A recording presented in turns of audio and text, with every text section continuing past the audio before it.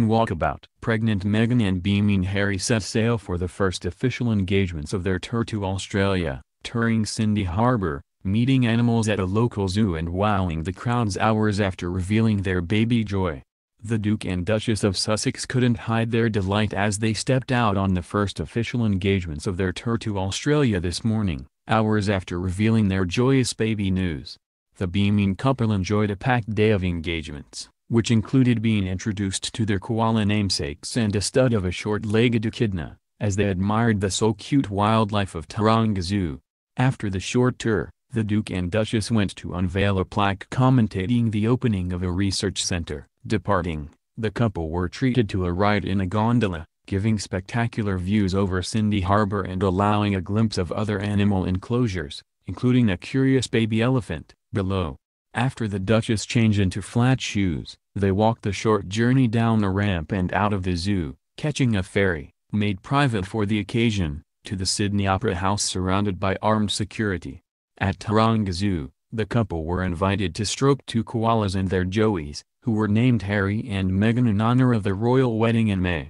The Duchess called the animals so sweet, shyly touching a koala named Ruby who sat sleepily on a lower branch in the small, open enclosure.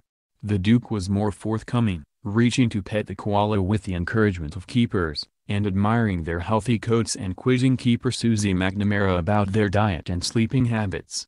The couple were also shown wallabies and quokkas in their enclosures, leaning on the zoo's low fences to admire them and watch them being fed. Accompanied by the Premier of New South Wales Gladys Berejiklian, they spent around 5 minutes with the koalas, Ruby and Waddle, whose joeys were named Meghan and Harry as a wedding gift from the people of the region. In a private moment away from the cameras, the couple were also given a stuffed toy version of the animal in celebration of their baby news. In a research laboratory at the zoo, they were also introduced to Lynx, a short-legged echidna being studied. Dr. Phoebe Marr, research and pathology coordinator, told the couple that the animal is the star of their recent project, which helps tackle the illegal wildlife trade.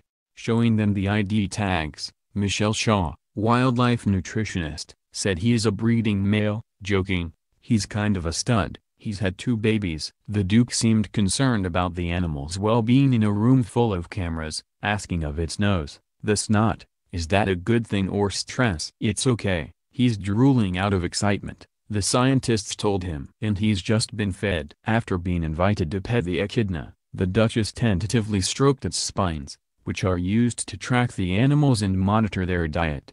The scientific research will allow those tackling the illegal wildlife trade to better pinpoint where animals are coming from. "Oh, well done," said the Duchess, hearing about the research of the 4 female scientists. "Congratulations.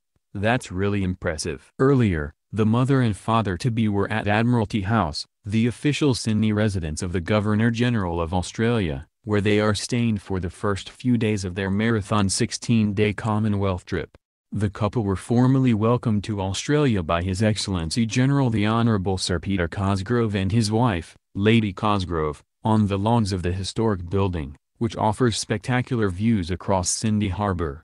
The couple were given presents of a kangaroo and her joey, "Our first baby gift," Meghan exclaimed. And Harry cooed over a tiny pair of Ugg boots. "These are awesome," he said. Also present were flag-bearing representatives from each of the 18 countries who are participating in the Invictus Games Sydney 2018.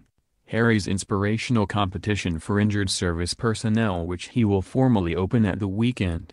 The Duke and Duchess joined in on an official group photograph before an official call with the Governor-General and Lady Cosgrove, whom they met when they arrived from London the previous day. Several congratulated them on their happy news. "Thank you so much," said Meghan. "We are very excited." The dignitaries also presented Harry and Meghan with the akubras, traditional wide-brimmed Australian hats, gifted to them on the occasion of their wedding in May.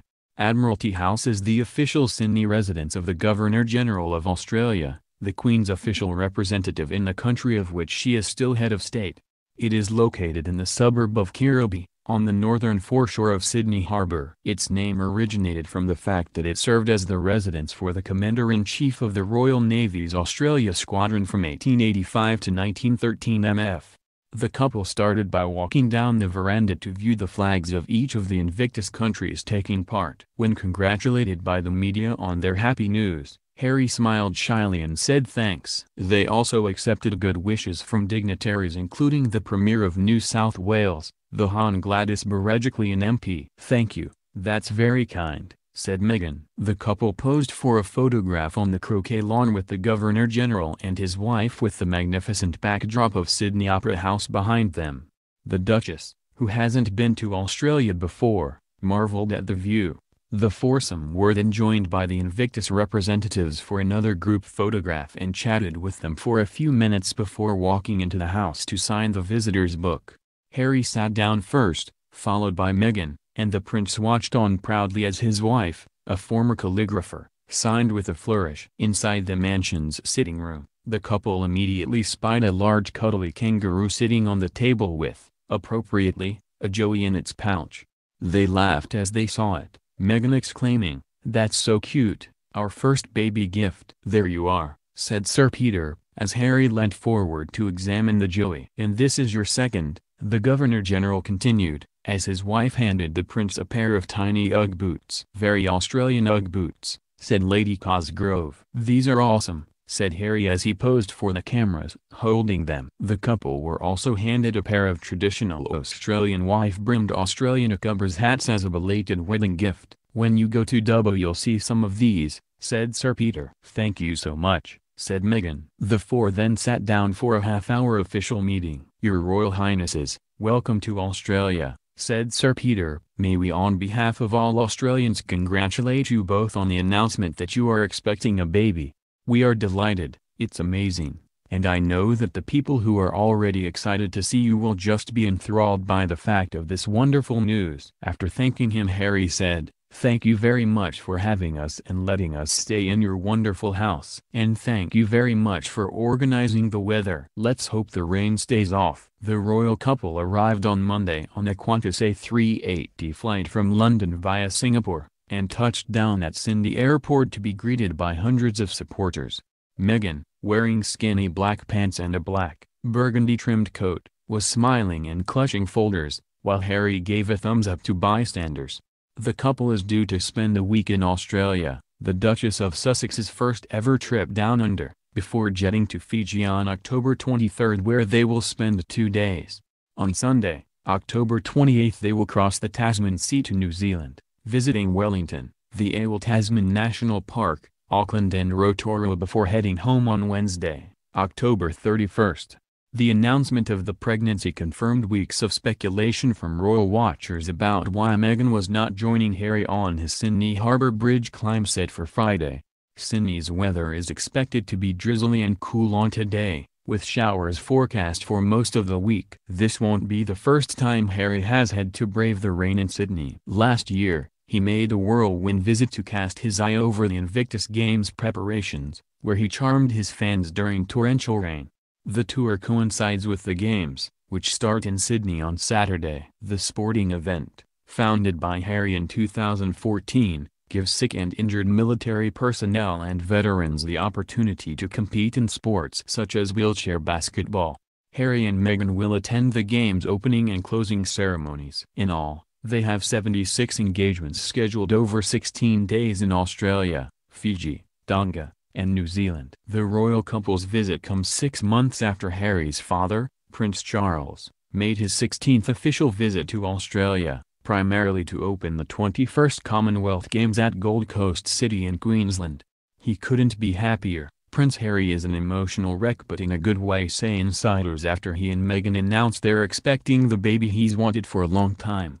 By Rebecca English. Prince Harry is happier than he has ever been as he and Meghan prepare to become parents next spring. He has been an emotional wreck, but in a good way. Since discovering the Duchess of Sussex is pregnant, one source said last night. It is something he has wanted for a long time and he couldn't be happier. He is so protective of her, the source added. The news was announced by Kensington Palace yesterday after the smiling couple arrived in Sydney for the start of a grueling 16-day tour of Australia, New Zealand, Fiji, and Tonga. They insisted on going ahead with the trip in spite of Foreign Office advice to pregnant women about the risk of the Zika virus. There is no vaccination to prevent infection by the virus, which causes fetuses to develop severe deformities, but the couple will still travel to Fiji and Tonga next week. Meghan, 37, has just had her 12-week scan. The Mail understands. It means she is already in her second trimester, when the risk of miscarriage is deemed to lessen considerably. The couple excitedly told the rest of the royal family last Friday when they saw them at Princess Eugenie's wedding. The joyous news sets the seal on a whirlwind year for Harry, 34, who in recent years has made no secret of his desire to settle down and start a family. It is only 12 months since the couple stepped out together in public for the first time, when they appeared together at the Invictus Games in Toronto. At the time, Meghan was still living full-time in Canada, although preparing to move to London, and the couple were not even engaged. After Harry popped the question at the end of last year, they married in May and just 2 months later, towards the end of July, conceived their first child. In mid-July, Harry and Meghan were on a mini-moon royal tour to Dublin, their first trip together as a married couple. And on August 4th, they were partying at the wedding of Harry's best friend Charlie Van Straubenzee. Yesterday a Kensington Palace spokesman said the Queen, the Duke of Edinburgh, the Prince of Wales, Duchess of Cornwall and the Duke and Duchess of Cambridge were all delighted for the couple.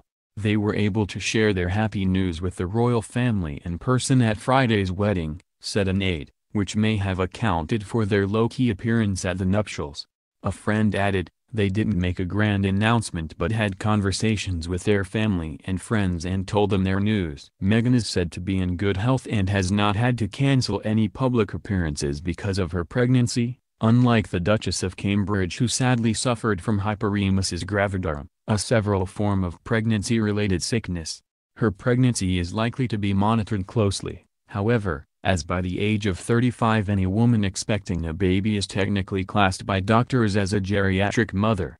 The couple's tour of Australia, New Zealand, Fiji and Tonga will be highly demanding. It includes opening the Prince's inspirational Invictus Games for injured service personnel on Sydney later this week. Harry and Meghan have insisted their trip to the two most remote South Pacific islands will go ahead despite the risk of Zika there, which can cause abnormalities in fetuses. The Foreign and Commonwealth Office advises pregnant women to avoid all but essential travel there. A source told the Mail last night, it's early days but everything seemed to be progressing well and there won't be changes to the Duchess's diary. She has a busy tour ahead of her. It is believed one of the first to know about the pregnancy was Meghan's mother, whom friends suspect she told in person when she came to visit her in London last month. In a statement issued through Kensington Palace, no less, Miss Ragland said she was very happy about this lovely news and looks forward to welcoming her first grandchild. Speculation has raged in recent months that the yoga teacher and geriatric therapist would move to London permanently to support her daughter, and now her grandchild too. It emerged she gave up her full-time role as a social worker in May. Then last month she was spotted taking baby care classes in Pasadena, California, with reports in some international media claiming it was because Meghan does not want to hire a nanny.